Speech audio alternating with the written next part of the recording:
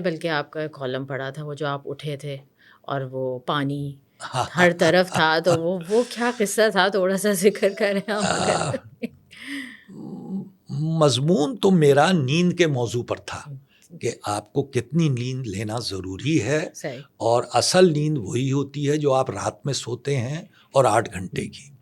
لیکن ان معلومات میں دلچسپی پیدا کرنے کے لیے، رغبت دلانے کے لیے میں نے کچھ اپنے تجربے اور قصے بھی لکھے تھے۔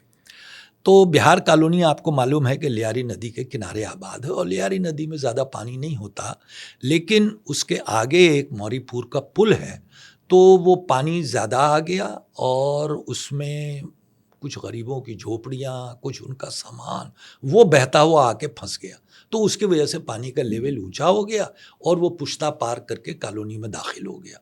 وہ داخل ہوا تو رات کا وقت تھا، 2 بجے 3 بجے کا، سب سوئے ہوئے، اور وہ پانی کا لیول بڑھنا شروع ہوا۔ تو وہ جب پلنگ کے برابر آ گیا تو وہ چپلیں تیرنے لگی۔ تو میں نے یہ لکھا کہ وہ چپل کمر سے ٹکرائی تو میری نیند ٹوٹی۔ تو میں یہ بتانا چاہتا تھا کہ ایک نیند گہری نیند ہوتی ہے، اور ایک کچی نیند ہوتی ہے، اور دونوں نیند الگ الگ کام کرتی ہیں۔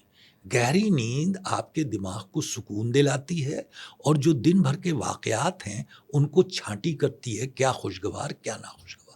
اور آخر کی 2 گھنٹے کی صبح کی نیند وہ ذرا کچی نیند ہوتی ہے۔ اسی نیند میں خواب بھی آتے ہیں۔ اس نیند کا کام یہ ہے کہ ناخوشگوار کو بھلا دے اور خوشگوار کو پکا کر دے۔ تو آپ کا اگلا دن اچھا گزرتا ہے تازہ دم صبح سو کے اٹھنے سے۔ یہ وہ مضمون تھا، اس میں بہار کالونی کے سیلاب کا ذکر آ گیا۔ صحیح۔